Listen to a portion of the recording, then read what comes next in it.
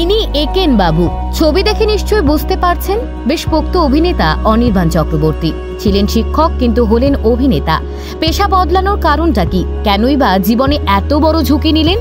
অভিনয় ছিল না কোনো প্রশিক্ষণ। আর আজ তিনি বাংলার দর্শকের মনে কতটা কঠিন ছিল লড়াইটা। একেনের মনের মানুষকে প্রেম ভালোবাসা নিয়ে কি মনে করেন অভিনেতা? একটা সময় শুধুই থিয়েটার করতেন। অভিনেতার সাবজেক্ট ছিল ইনফরমেশন টেকনোলজি। বহু ইঞ্জিনিয়ারিং এবং ম্যানেজমেন্ট স্কুলে পড়িয়েছেন। শিক্ষক হিসেবে বেশ জনপ্রিয় ছিলেন। কিন্তু ওই যে 10টা 5টার গতে বাধা পড়ে যাওয়া একেবারেই পছন্দ ছিল না। প্রতিটা মুহূর্ত অভিনয় উপভোগ করতেন বলেই ঝুঁকি নেন। 14 বছরের শিক্ষকতার কেরিয়ার ছেড়ে চলে আসেন অভিনয়ে। বাড়ি ছিল বজবজে। তারপর কলকাতায় এসে পাকাপাকিভাবে থাকতে শুরু করলেন। বিভিন্ন নাট্যদলে যোগ দিলেন। ধীরে ধীরে সিনেমায় ছোটখাটো চরিত্রে প্রস্তাবও পেতে থাকলেন। অনির্বাণের প্রথম ছবি ফড়িং। তারপর একদিন হঠাৎই চিত্রনাট্যকার সাহানা দত্ত একেন বাবুর জন্য তার সাথে যোগাযোগ করেন। এটাই অনির্বাণের প্রথম প্রধান চরিত্র। না হলে পুরো ব্যাপারটাই অন্যরকম হয়ে যেত, এমনটাই মনে করেন অভিনেতা।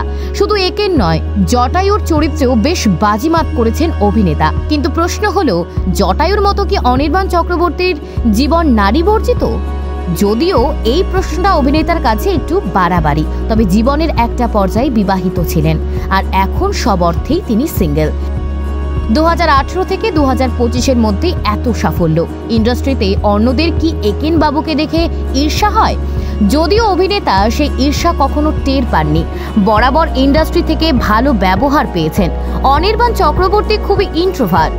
অনেকে সেটাকে অহংকার বলে মনে করেন। আসলে অভিনেতা আগ বাড়িয়ে অপরিচিত লোকের সাথে কথা বলতে পারেন না।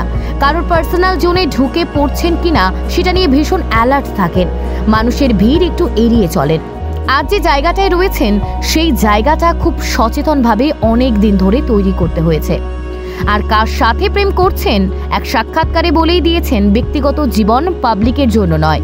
আর বলতেই হবে, এমন জোর তাকে কেউ করতে পারেনি। তাছাড়া বলার মতো কিছু নেই। কাজ করেন, বাড়ি ফিরে যান। ভবিষ্যতে কোনো সম্পর্কে জড়াবেন কিনা সেটা নিয়েও যথেষ্ট সন্দেহ রয়েছে। নিজেকে নিয়েই দিব্যি আছেন। আপনিও কি একেন বাবুর এই বৈশিষ্ট্যগুলোর সাথে নিজেকে একটু একটু মেলাতে পারছেন? আপনিও কি একা থাকতে ভালোবাসেন? একা থাকাটা উপভোগ করেন? লিখে ফেলুন কমেন্টে।